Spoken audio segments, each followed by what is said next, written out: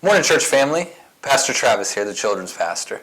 Today my devotion for you is waiting on God. And through this fast, I know it's been an opportunity that you've been spending a lot of time with God, and maybe you're waiting for that promise, that breakthrough that you've been waiting for. One of the most difficult times that we face and live in the life of Christians is that God does not operate according to our time.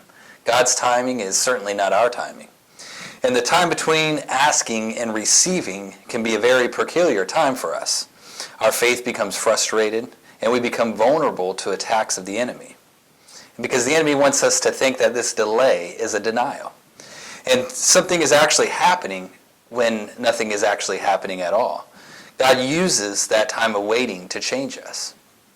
Some of the greatest figures in the Bible, Abraham, Joseph, Moses, David, had to wait for many years for God's promises.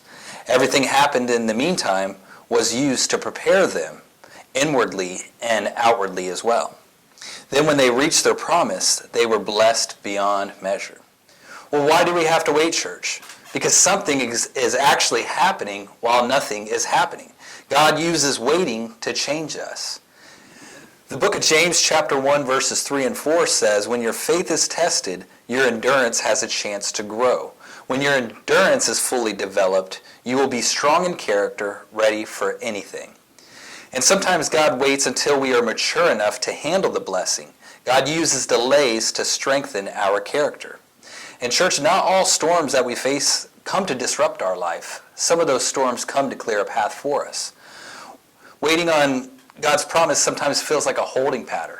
One of my favorite pastors that I listen to on my private time is Levi Lusko, and he describes the holding pattern as a time when you're taking a flight and you're reaching your destination, and just when you think you're there at your destination, you get a call in and they put you in a holding pattern. And then you circle your destination where you're at your window and you're looking down at your destination. You're there, but you just can't get out and freely explore your destination yet. When you're in a holding pattern, it's full of delays, disappointments, and possible missed connections. So church, maybe you're in a holding pattern today. Maybe you're waiting for anything from a breakthrough, a promise from God.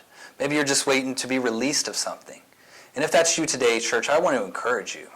From the last 2 years, I've felt like I've been in a holding pattern.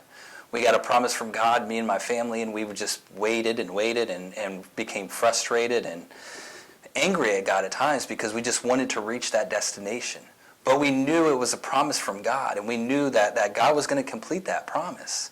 So let me encourage you today, church, if that's you and you're in that holding pattern, that God is working even in this time that you're waiting.